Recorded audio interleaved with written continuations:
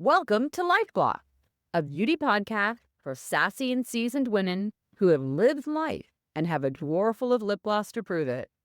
So technically, to be a guest on LifeGLOSS podcast, you don't actually have to be blonde. However, it just so happened that we decided today's blonde day. It's really rare that I get to come on here and say that it is a privilege and an honor to have someone with so much experience, but also someone who was a coworker at one time and someone that I can call a friend. So I want to welcome Denine Pappalardo to Life Today. Denine. Thank you. Oh, Thank you Denine. so much. I'm so excited to be here. It's amazing. My God. I'm going to embarrass you and I'm going to talk about you a little bit like your mother. Excellent. Okay. So hopefully all your family is listening because you've been busy, my little friend. You've held positions spanning from makeup artist to SVP of sales and education and everything in between. You've held executive roles at Revlon, Borghese, Estee Lauder, Chanel, Carol's Daughter, and LVMH, the big dog. She has amazing stories to share. And these positions, these jobs have afforded her a very colorful life and career. And she has clocked over 1.3 million travel miles. I think you have me beat, Denine. She is living proof that where you start rarely dictates the road you travel. You never know where it may lead.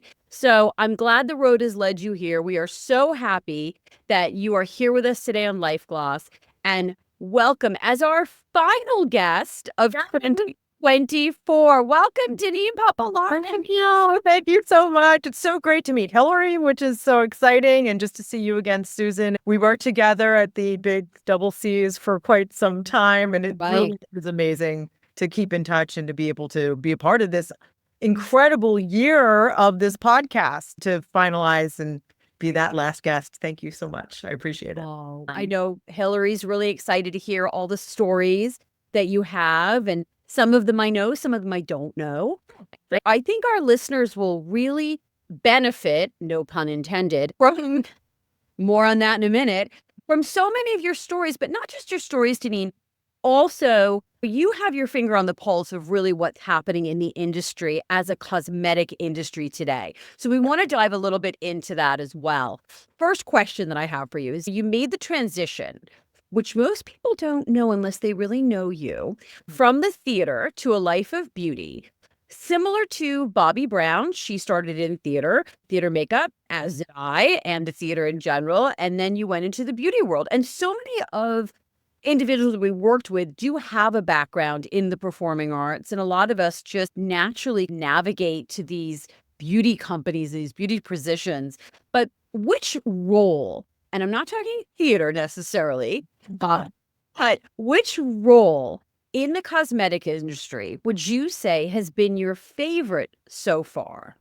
Yeah, so it's interesting. With the theater background, what I think you learn to navigate through just naturally by doing it. And I started when I was 11 years old. So I was in that world for over 10 years, just growing up.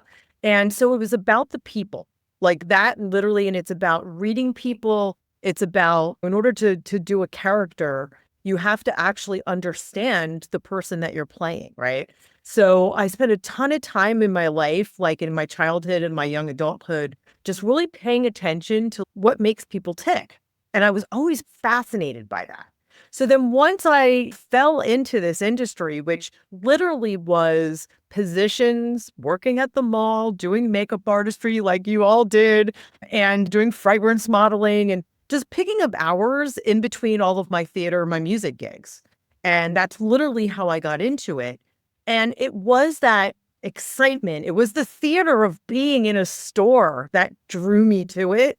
And it became so natural. But most importantly, like when I put a person in that chair, by the time they got up, they just felt better. Like no matter how they felt when they sat down, they felt better. And I knew that like that connection was making a difference, and it was really dealing with the consumer, with that client. I fell into sales and I've done, like you mentioned, like all of these different sales and education jobs. But my favorite position is always anything that leads me to where I can actually still touch that consumer, talk to them, see what like makes them passionate about using products and keeps them excited. I've always leaned towards the sell through piece of it because I find that to be the most energetic, although I do both. So the jobs where you do both, VP of sales, SVP of sales is great. And it's great to see how that synergy is between the two. But ultimately, it's that sell through with the people piece that really just drives me home for sure. It's So so interesting. rare.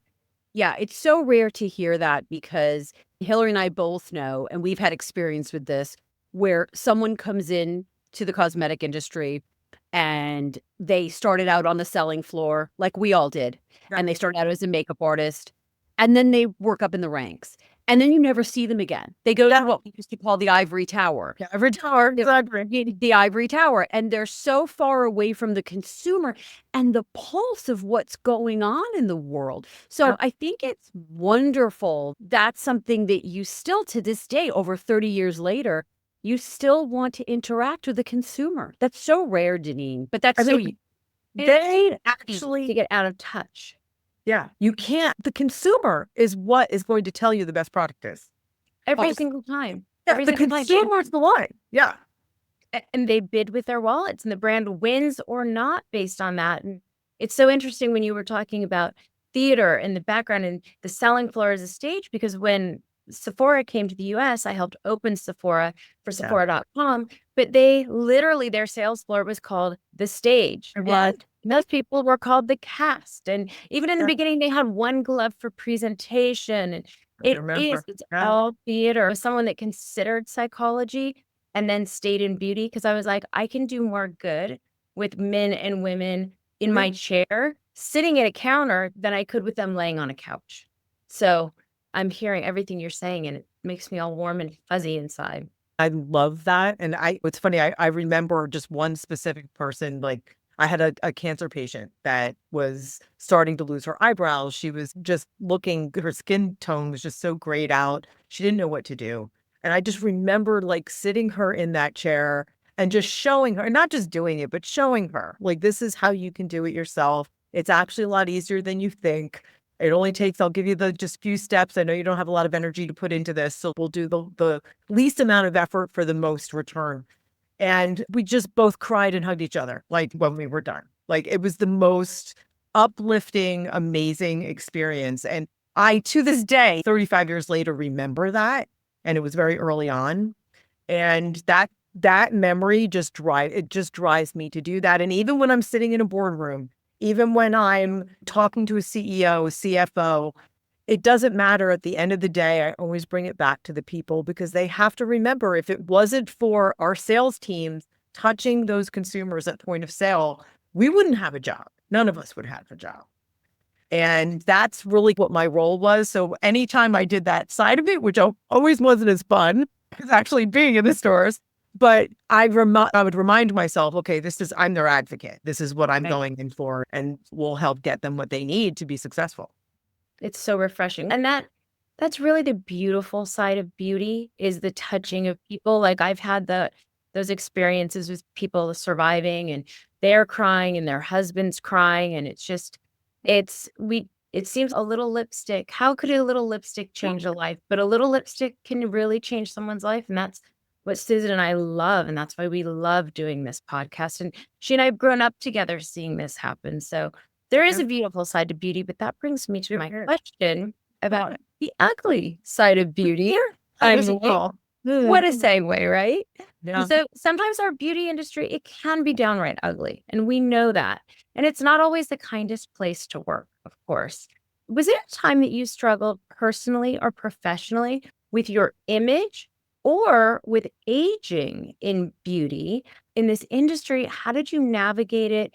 And we can discuss body image, aging. I remember when I first started, I was the youngest beauty director. So I had to color my hair really dark and wear my glasses to look older. And now I'm like, if I'm not dressed a certain way, people are like, nah, she's the old lady in the room. What's your take on that?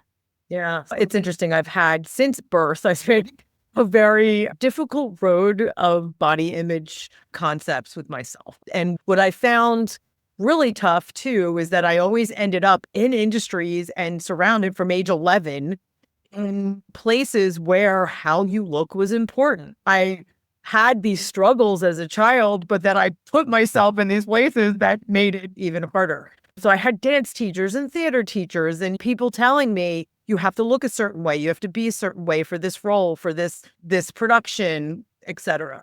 So that really started it, and it started me just really being critical of everything about myself. And it's my face, my body, all of it. It was really difficult. And by the time I got through high school, I went through some pretty difficult eating disorders. And I would just pretty much do whatever it took to look as good as I could for that performance, to be whatever that image was in my brain. And back then we didn't have social media, thank God, but we did have Vogue magazine. So there's that. But that was back in the day when Cindy Crawford and all of the A+ models were literally being faced with us every day in those huge billboards, in magazines. And we all wanted to be that when we were kids. And then you add that you're in the theater world and music world, and it's just a lot of pressure on a kid. And then once I transitioned into this world, the good news is in between these two stages, I actually kind of fell into bodybuilding, which I know sounds a little crazy, but I had an injury when I was dancing and I couldn't dance as difficulty proceeded over time. And so I started going to physical therapy. And they're like, wow, you're really strong. And I'm like, yeah, I'm a dancer. My legs are, I could press, when I first tried to press, I could press 600 pounds with my legs, if you can imagine. And that's just from being a dancer. And so I started going to the gym and following up, and all these guys I happened to be at a gym where they were doing bodybuilding competitions. And these guys just kept looking at me and watching me train. And I'm paying no attention to anything. I'm like, laser focused, just getting my workout in. And finally they're like, okay, look, all you got to do is a little change here, a little change there, and you can actually do this and do shows. So I'm like, hey, I've done all sorts of other shows. Let's give this a shot. And I would get free training in exchange for doing their routines and helping to choreograph their routines. So we just had a little barter system going.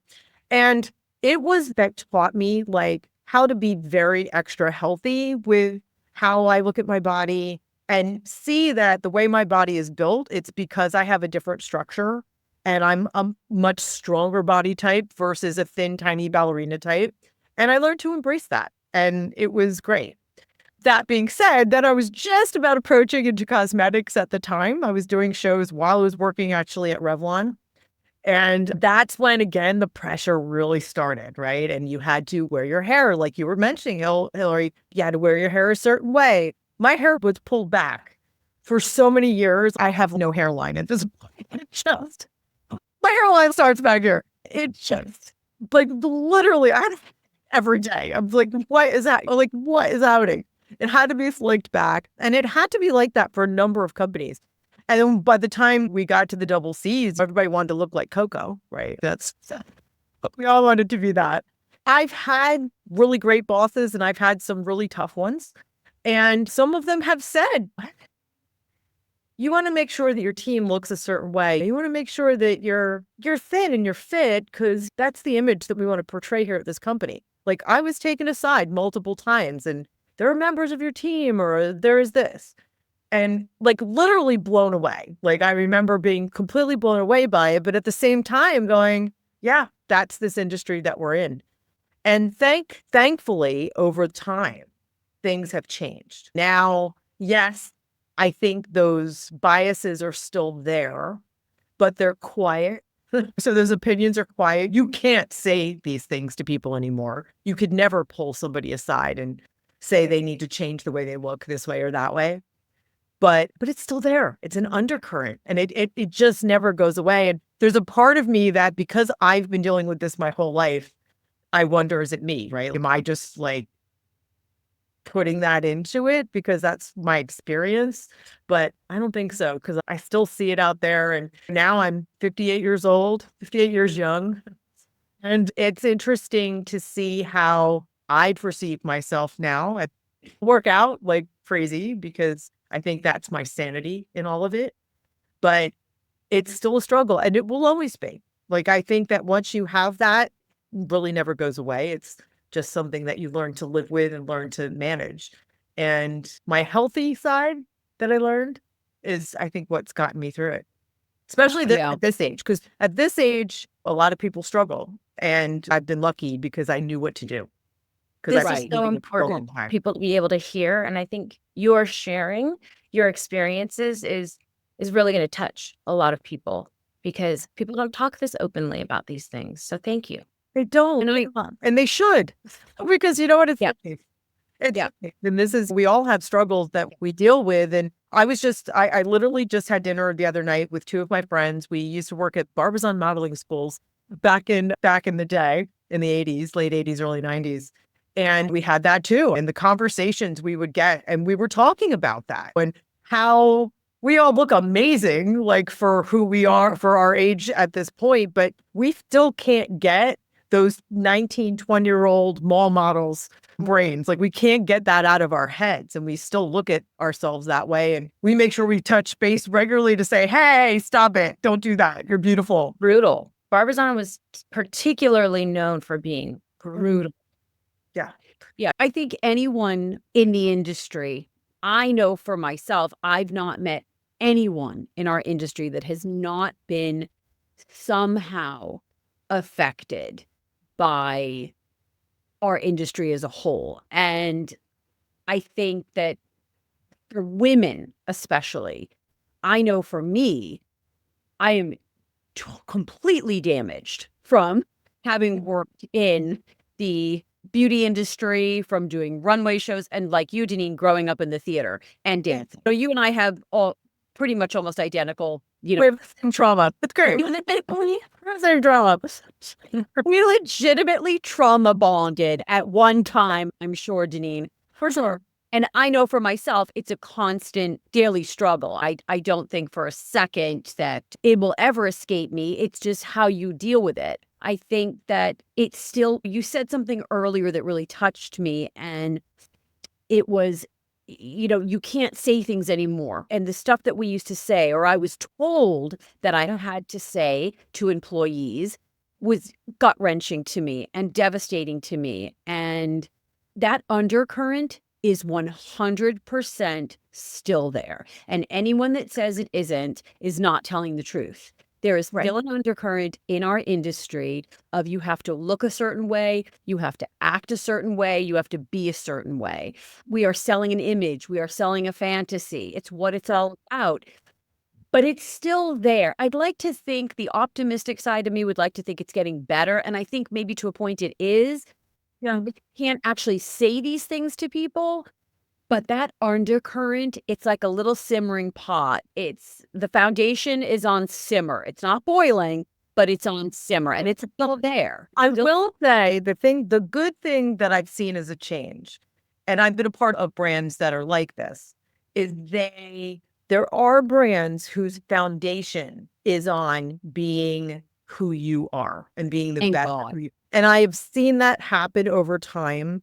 Brands I've recently worked with have been like that as well. And they really worked hard to give that message. And I have to say, everyone came in every shape, size, ethnicity. It was amazing. That is the part of that brand that I loved so very much, is that they really did practice what they preached when it came to that. And I'm seeing smaller brands come up in the ranks that are being birthed on that platform. And again, like, that to me is progress, right? Like, I'm seeing that, and I loved being a part of that. And for anything in future, that is something that I look for, because I've done those conversations as well. And it hurt knowing how I felt and knowing what my background, like, I literally, you might as well just pull my heart right out and throw it on the floor. Like, it wasn't easy. No, and I wouldn't do it. There was times when I just said, no, I'm not doing it. There were a few that I didn't touch, or I would preface with, they want me to tell you this. This is not me saying this. This has nothing to do with my beliefs.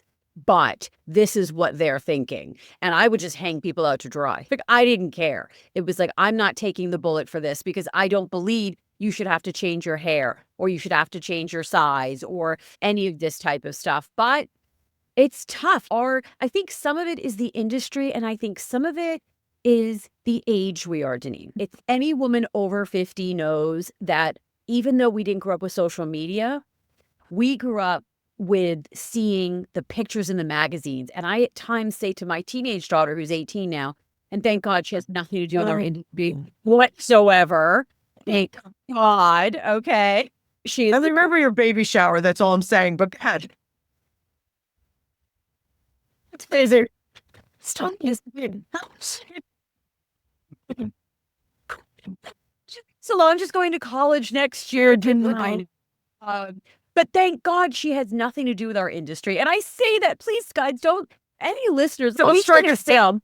And no, we don't hate what we do. We obviously love and have a passion for what we do. But I am grateful my daughter never did theater or modeling and she could have, but she never did any of that world.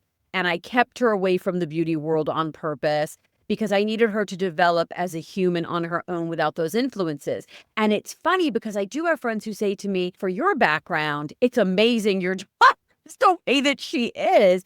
And I'm grateful for that. But I also think she never really was on social media. She's really not on it much now at all. So it's interesting. People say, don't you think this generation has it harder because of social media? And I say, you know what?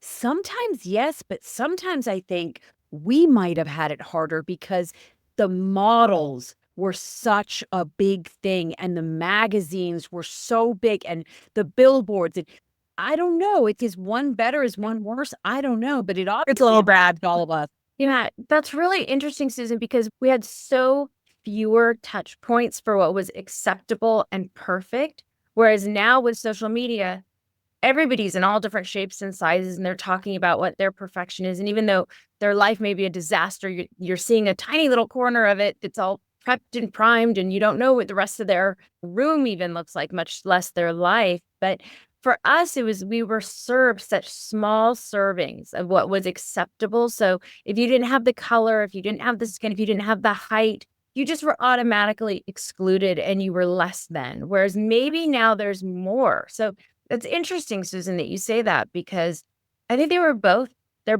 hard, but yeah. It's all tough. And I think it will always, your youth is always a part of that, right? Trying to decide who you are, what you should look like, what you should be like, all of those things, surrounded by your friends, and wherever you are, that's going to help form that or dictate that. I don't know. I don't think it'll ever go away. But what I love, like I was saying, is I do love that there are some like brands out there. There are places that are focusing on trying to at least get that message out.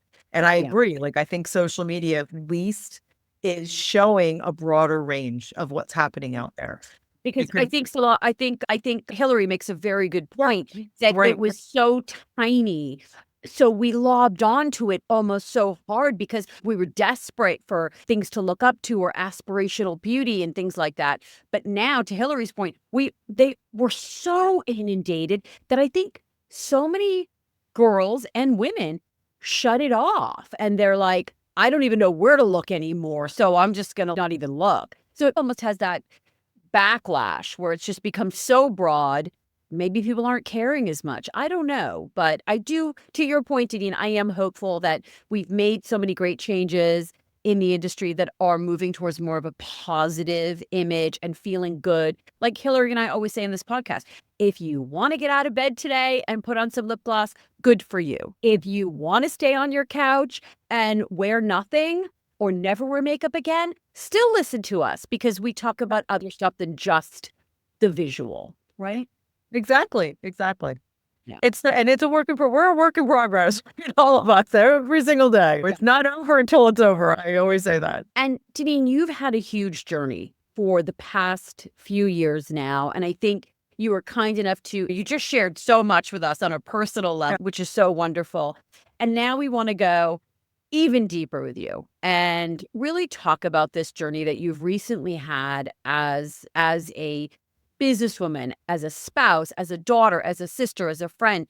you've suffered one of the greatest losses. And I say this not just because of the passing of Bill and you lost a spouse, but I don't think a lot of people know this is someone you knew your entire life, basically. We used to joke at work Everybody had joked that you were a child bride. And you were a child I was a bride, child you know? So can you share with us what's been going on in your life journey a little bit? Absolutely. Yeah, to your point, Susan. I got married 3 months before my 18th birthday. I know. My husband was my legal guardian for 3 months. Believe me, he lorded that over me. Get away with it. And let me just say, he was, You knew him. God rest his soul, Denine. Amazing man.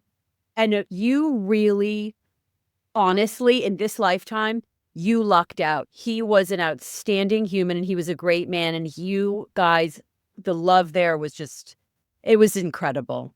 Yeah, I was very lucky. And it's funny because now looking back, you never know why things happen to you in your life when they happen to you. And one of the things I do through various journeys, and I've done this since the beginning of my life, is I journal. And I do that because I love to romanticize things. I'm a romantic. I'm in theater. I would love to make things beautiful. And I put twists on things all the time. And that's a good thing. But sometimes it's not a good thing. I write them down because I want to go back. And if I'm struggling with something periodically over time, I like to just go back to the journey so that I can put it in perspective. And I find that to be probably one of my best tools throughout my life that's helped me through the eating disorders and now through this journey. So Bill and I got married super young. And now that I look back, I basically say I didn't know at the time, but I needed to get married that young in order for us to have 36 years together.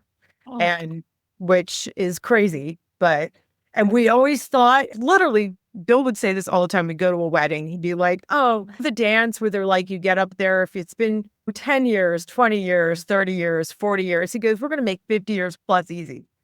And that he always used to say that. And little did we know, we didn't have that much time. What happened, which was probably, again, timing in life.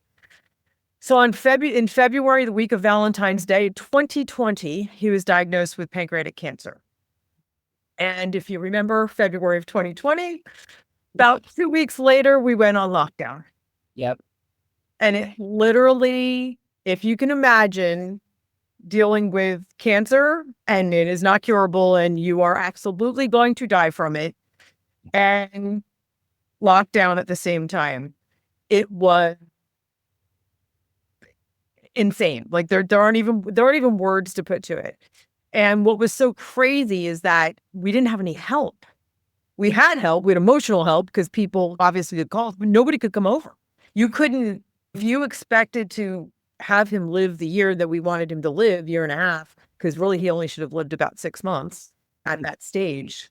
And he did. He lived for a year and a half. And I am telling you, the pandemic was actually a positive thing for us, even though it was difficult. It kept me home. Yeah. I don't know what I would have done because it's not like you can just pick up and stop working for a year and a half. We needed the insurance. We needed to have that income. So I couldn't have stopped, but at the same time, my job was traveling everywhere. So if it wasn't for the pandemic, I honestly don't know how I would have handled it. That being said, we also couldn't have people come in. So it was unbelievably hard. I was doing all the cooking, doing all the cleaning, taking care of his meds, getting him to and from doctor's appointments, being on the virtual appointments, making sure that I literally was reading up on all of it. We were doing crazy trials that didn't exist. Like literally, I'm like, I've read about this. What do you think? Should we try it? And he's, no, we don't see the studies. I'm like, come on, guys, he's dying. Let's try it. So that's what it was like. And meanwhile, I was working full time and on Zoom full time. I remember at one point sitting in a hospital room because at this point they actually let us go to let me in because most of the time, anytime I had to drop him off, I couldn't even go in. It was getting a little bit better. This was towards the end and he had an operation and I was literally sitting in his room in the hospital while he was off at the operation. And I was doing a Zoom call with the entire sales force doing like a sales meeting update. And I'm just sitting here and literally I get off the call and I'm just like, what am I doing? This is insane. How is the beauty industry? Were they supportive of you? Yeah. But again, it was the pandemic, right? So nobody had their footing. Everybody like didn't know what to do. Where it got really hard was once things opened up and we all had to go back, right? And they were I can't, my CEO was so supportive of me. I could never ever thank them enough. It was amazing. But what I will tell you about a grief journey like this, and this is what people don't understand or know unless you go through it yourself. Like I said, we were together since I was 16 is when we were dating. So I was 16 years old. He's all I knew in my life, like from that world. He was my partner in everything. And when you lose that, like you lose a part of yourself. It's a part of your own identity.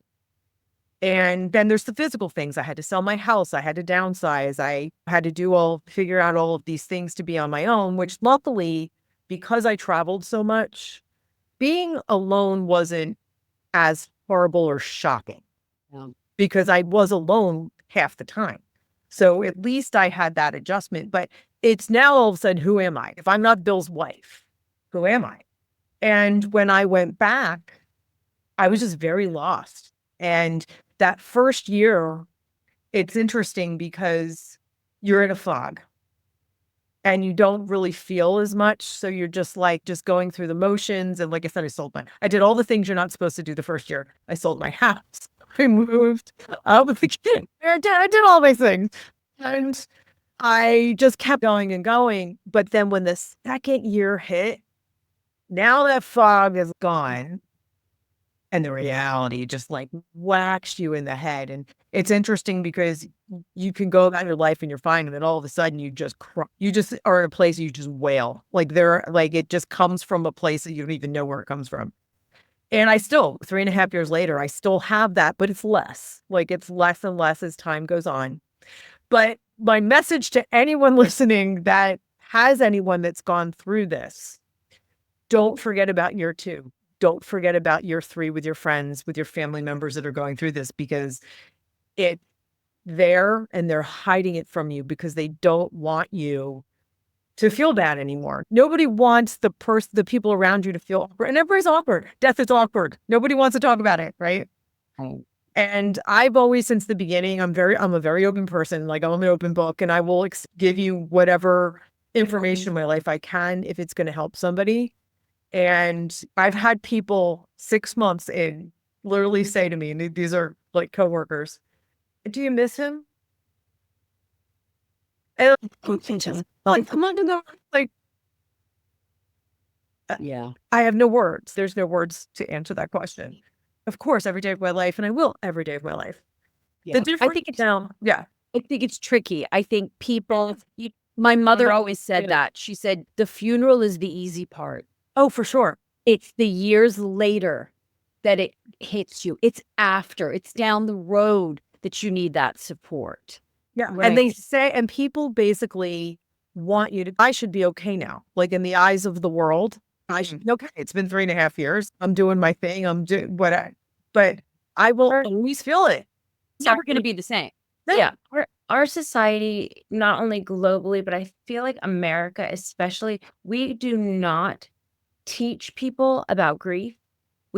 Everyone knows that there are the 5 phases of grief, the 5 stages, but it's never given its space and its time and its honor. Even when I lived in Europe, I noticed that they take the time and it's built in that the grief is going to be visceral, it's going to be real, and it should affect every part of your life. You should be gone from work and healing, and you should be able to do a lot of the different things. It's different country by country and culture by culture. But as Americans, we're just tough and we cowboy up and soldier through. And sometimes even with women, I feel like we have a lot more to prove in a way. And I'm not, going to go wave some big feminist flag because I feel that has been a disservice to us in some ways too. It's a whole different podcast. Yes. There is a different set of standards for women, and we're expected to be weak and broken, but also so strong that nobody knows. And if we cry, it makes everyone so uncomfortable that we have to hold it together. But I think we need to learn to be better about grief. And it's real. And if you don't process it, if you push it down or speed it up or force it through, it's going to come back so much worse. The biggest misnomer is that those stages, people think that you go through the stages and you're done. No, you go You through keep this cycling. over and over and over and over and over again. So it's just, okay, where are you today? Because it vacillates wildly. Like, it's interesting. It's an interesting journey. Like, I'm reinventing every part of myself at this point. And it's new every day. No. How has that been? Has that been fun? You sold a house, you're decorating on your own, really for the first time in your adult life. So Yeah. I'm seeing your beautiful backgrounds. You're choosing colors that it looks like bring you joy, and you're infusing that. So like you're building your first home on your own from 17 to 58. Yeah. And not the adventure you chose or maybe the adventure you'd want, but it's the adventure that we're on.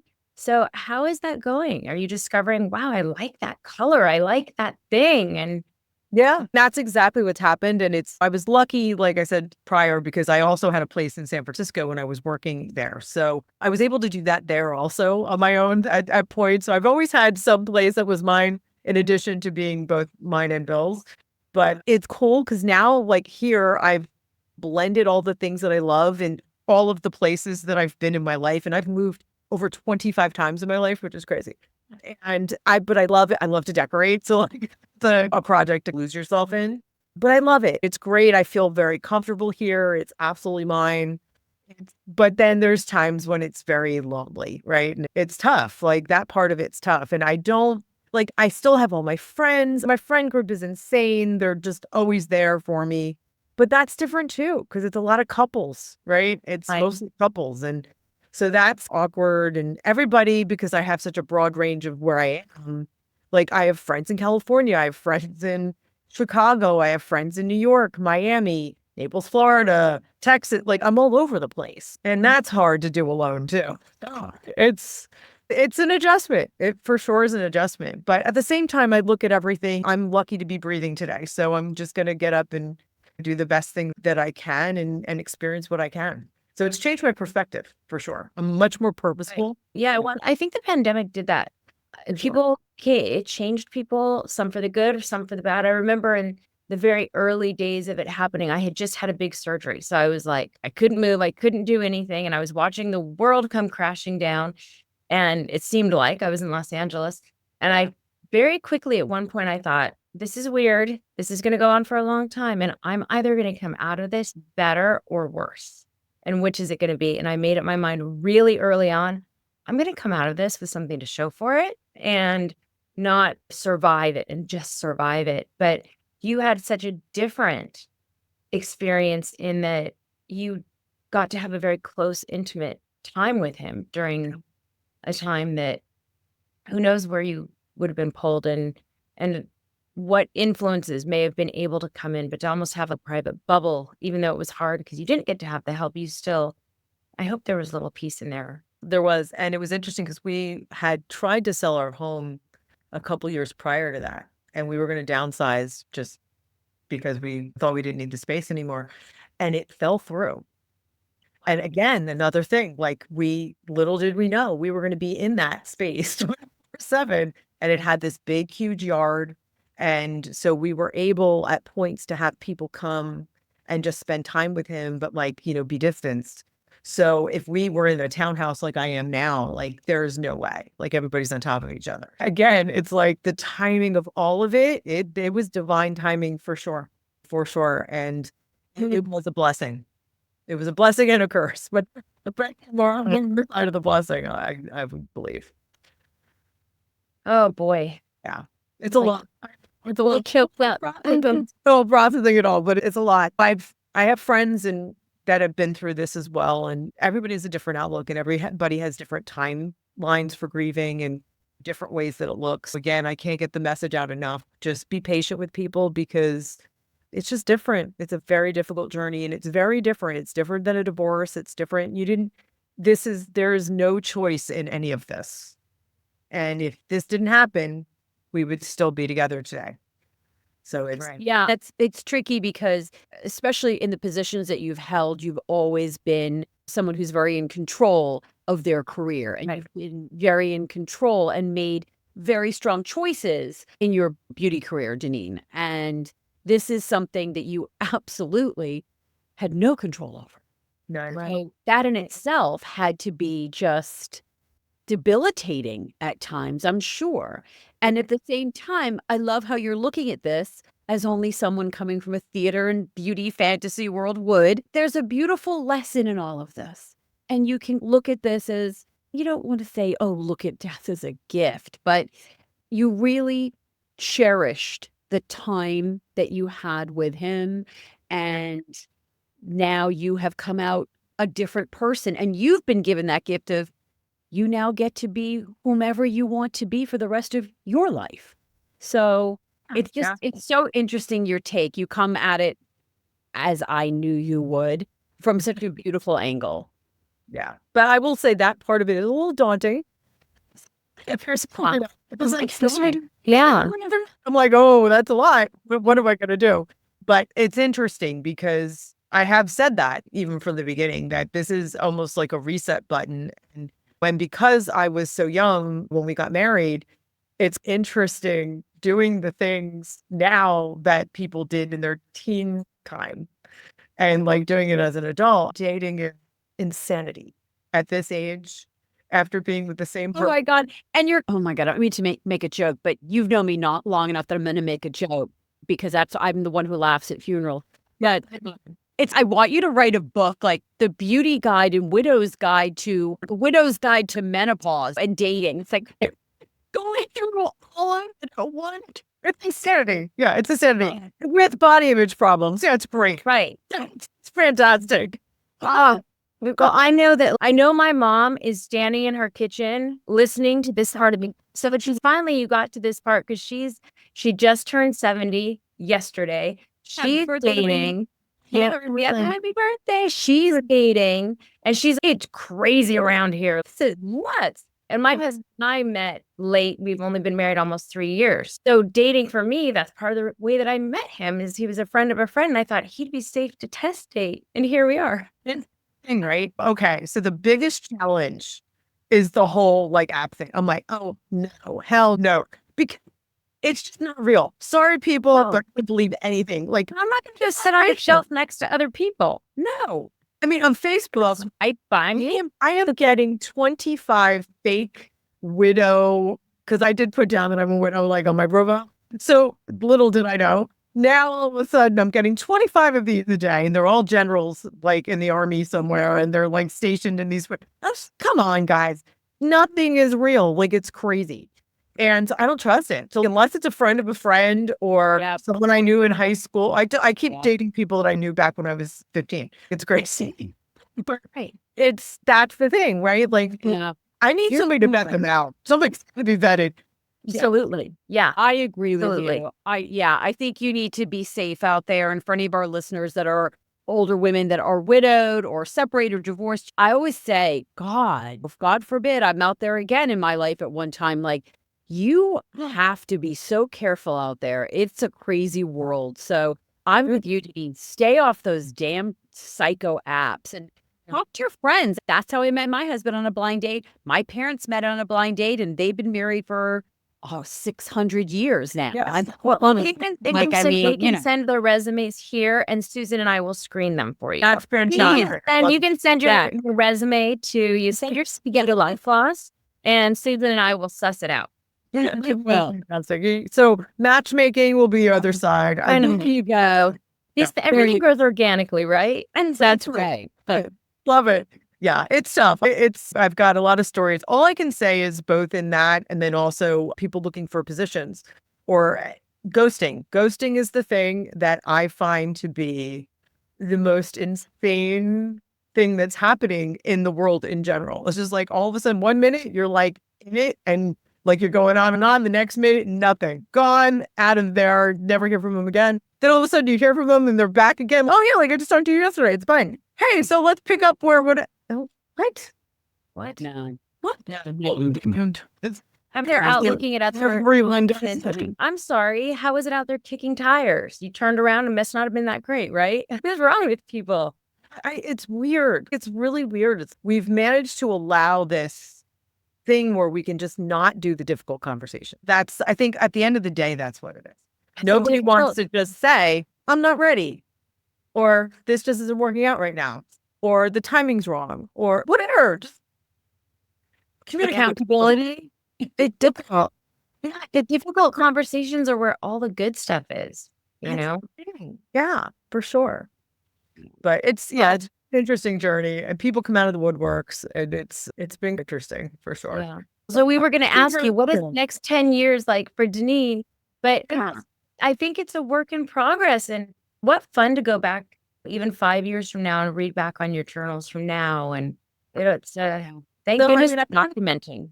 I do think the book might be something that'll happen because I have documented pretty much my entire life. I think I'm going to definitely I'm just not sure what the take's going to be yet. So I've got to work on that. And part of it too, like I think the grief journey, I think the eating disorder journey, like a lot of those things are things that people don't want to talk about. And I feel very comfortable talking about them. Maybe that is something that I can put a twist on it, but make it fun because everything's fun. Like it's life. I always make a joke out of it. And we wouldn't be a beauty podcast on LifeGLOSS if we didn't also ask you, what are your 3 favorite makeup products that you're using right now? What are you loving? Yes, that's a tough question for me because I'm the girl who has a bag of 100 things. So that's tough. The 3, but I will tell you. So right now, I have to say the Alpha Beta Daily Pads from Dr. Dennis Gross. Those are great. Those are like one of my favorite skincare items, and I'm religious about it. And it's crazy, but I just went to pick them up at a spa that I go to, and they have a cleanser now, or not a cleanser, a moisturizer that I just picked up and started using that also is in that family, and it's brand new, and I love it. Like it's got such great viscosity, and it just feels so good, and it definitely plumps the skin up. It looks amazing. So I'm a huge Dr. Dennis Gross fan. Like I love. All right, we'll link those too. We'll link those. We'll link those. Then throw some curveballs. Everything's eyes. When you're this age, the eyes are the tough ones, right? The eye is the center, right to the soul of your universe. So I'm always worried about that. REM Beauty has a depuffing gel that you can use under concealer, and it is surprising. Like it was the most surprising product I've ever used. Again, I'm all about texture. Yeah. It has one of the coolest textures I've ever used. And it just literally just smooths everything out, and you can use it under or on top of your concealer. Really cool. And it's a blurring product. Really good. Yeah, it's very unique. Okay. And I just stumbled on it one day. And I was like, wow, this is super cool. And then the Inculus is another one that has an under eye caffeine eye cream that I'm obsessed with. Great. Everything. So I use Okay, those. I'm going to send you an eye product. You can tell me what you think. I'm like obsessed with it. I'm picking up what you're putting down. I've got something for you to try. I want to see what you think. Cool. Fun.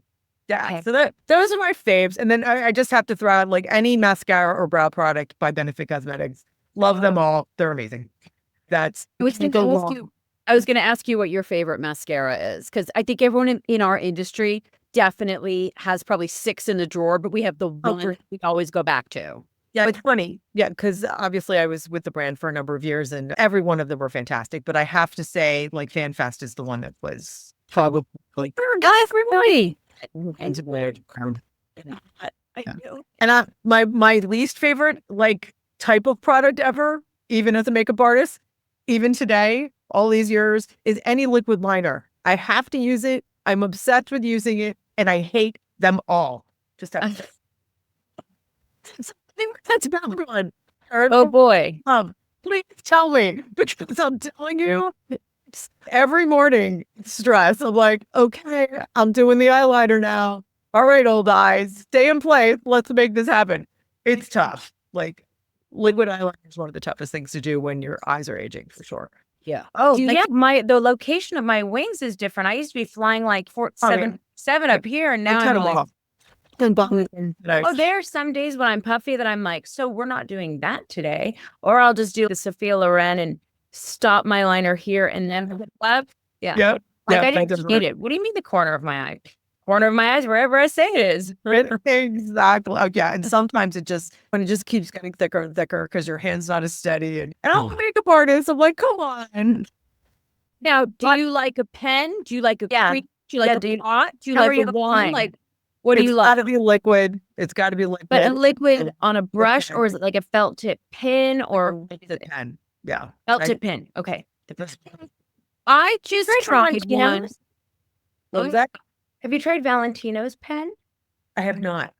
It's actually, it's like long but firm. It's worth. Is it felt tip or is it a brush? It's felt tip. Okay. I really That's like smart. the. It's ridiculous for Valentino, but it's Okay. connoisseur because I It's tough. They're tough to do. It's just tough. It's a tough one. I It's used hard. on a video. What was that? We just recorded that. What, like the other day, Hill? It's all Yeah. meshing now. I'll have But to we go did look. for our holiday makeup, and Fenty, believe it or not, makes a pen.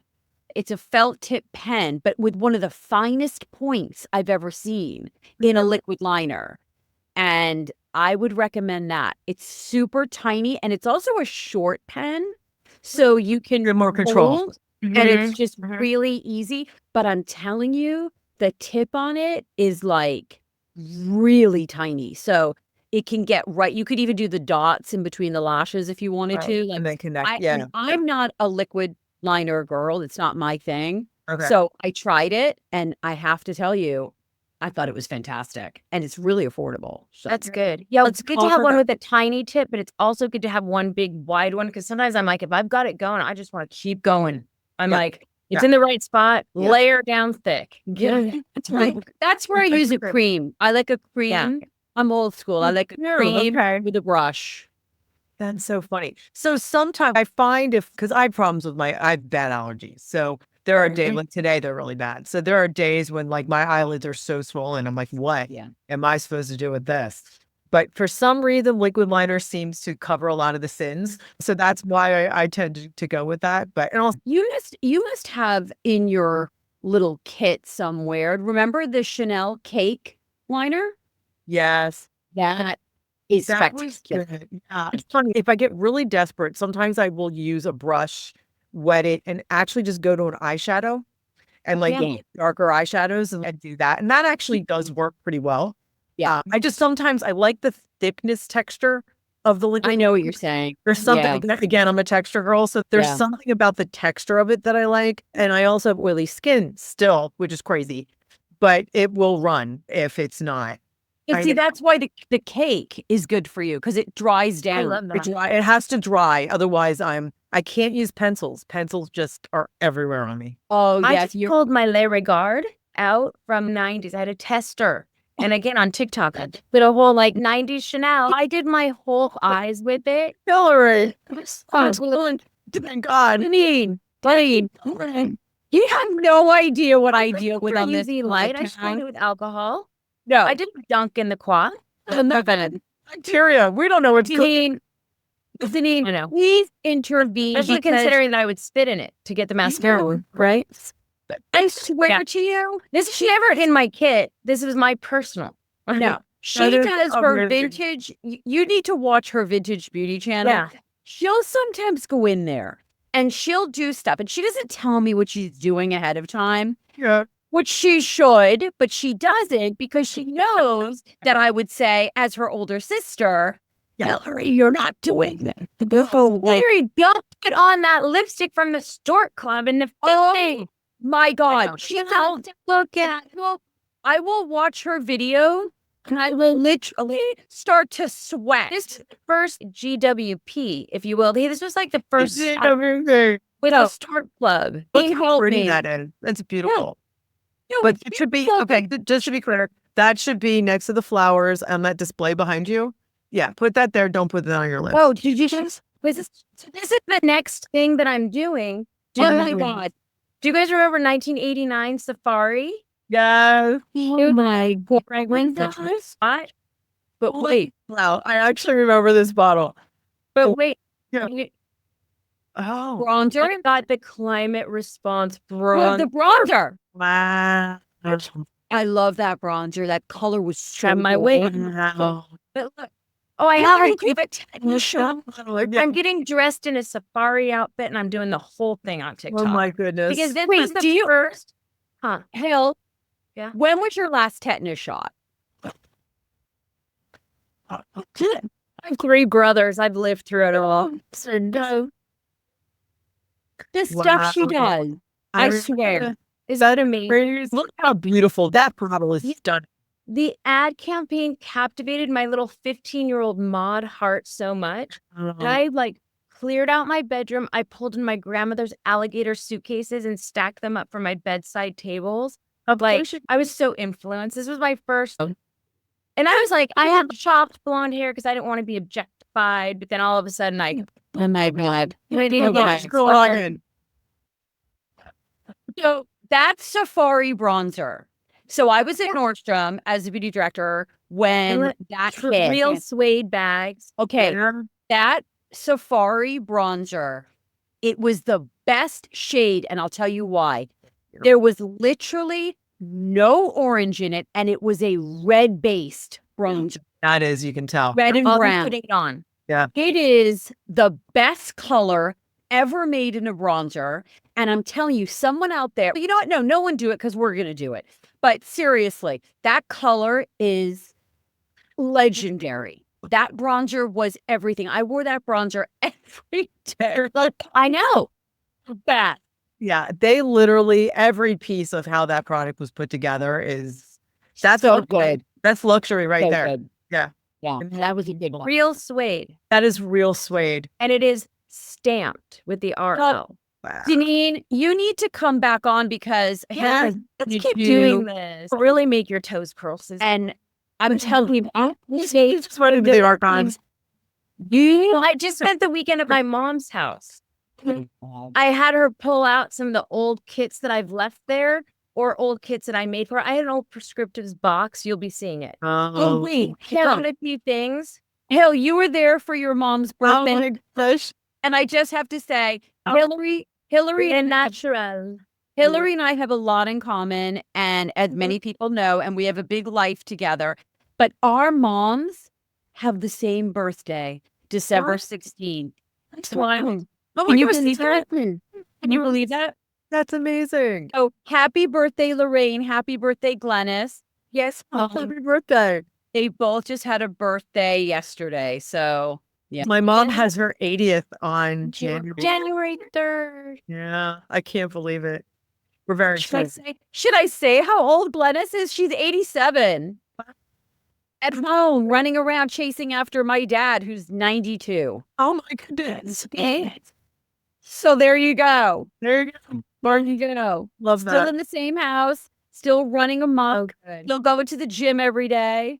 That's fantastic. To be said So for all good. this. Oh, for sure. I'm telling you, the gym, it's all about weights. It's all about weight. It is. It is the fountain of youth. I've come to that conclusion. It's quite as good as it used to be the older you get, but it's still better than if you didn't do it. Exactly. I agree. Could not agree more with you. You guys have inspired me to start doing more weights because I've been doing just outside cardio and some resistance. I do a ton of cardio, but weights. Susan's doing weights too. So now I'm not throwing them around you everywhere. guys have got me. I'll start doing it. It's Yeah. good. Thank you. It's Thank you. Just love it. You'll love it. Fun. You'll love it. fun. This is Yeah. so much. This was so Thank much you, fun. ladies. We So cannot fun. thank you enough. Absolutely. Honestly. Absolutely. It was great. Thank you. So happy holidays. Happy New Year. And to be continued. To be continued. We never said bye. We say goodbye to some of our guests, but they're other. Like we're like, no, I think we roped them all back. I feel like we always say, see you next time. We have everybody just keeps coming back. All right, everyone. All right, guys. Happy holidays, Happy holidays, Denise. Happy holidays. Stay Stay glossy, glossy. everyone.